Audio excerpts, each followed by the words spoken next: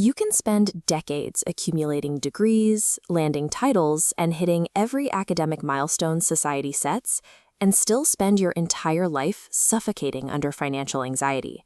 Take Robert Kiyosaki's biological father. He was a highly educated, deeply intelligent man who excelled in the traditional academic system. Yet despite his impressive credentials, he fought a lifelong, exhausting battle just to maintain basic financial stability.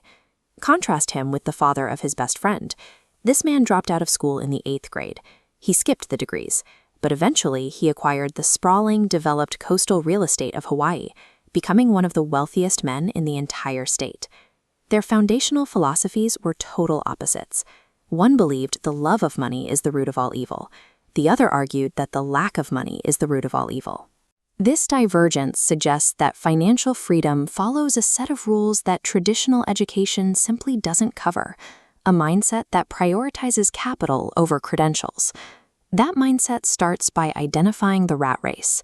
It's an exhausting loop of employment, fueled by the fear of going broke and greed for comfort. Many professionals operate under the delusion that a higher salary is a cure-all. They believe that if they just get that next promotion or a slight raise, the financial pressure will finally ease. The trap is mechanical.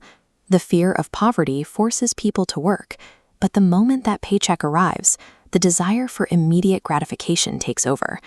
The new income is instantly spent on a larger lifestyle, resetting the cycle. Participating in this employment cycle only deepens the insecurity. True freedom requires stepping entirely outside of the system. Stepping out requires a new vocabulary.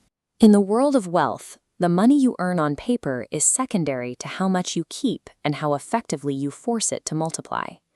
An asset, like real estate or stocks, is a mechanism that continuously puts money into your pocket. A liability works in reverse, actively draining money out.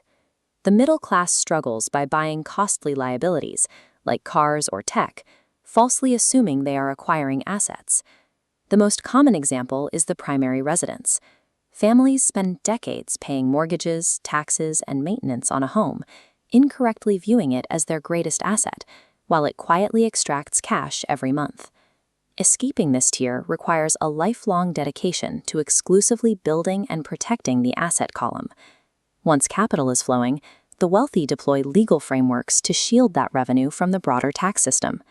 Strip away the image of a skyscraper or a factory. Legally, a corporation is nothing more than a document acting as a financial shield. A standard employee follows a rigid, flawed cycle. They earn a wage, the government immediately extracts a heavy tax, and the employee is left to survive on the shrinking fraction that remains. This comparison shows how a corporation entity flips the sequence. The corporation earns revenue and spends every legal dollar it can on operating expenses first. It is only taxed on the leftover pool of earnings.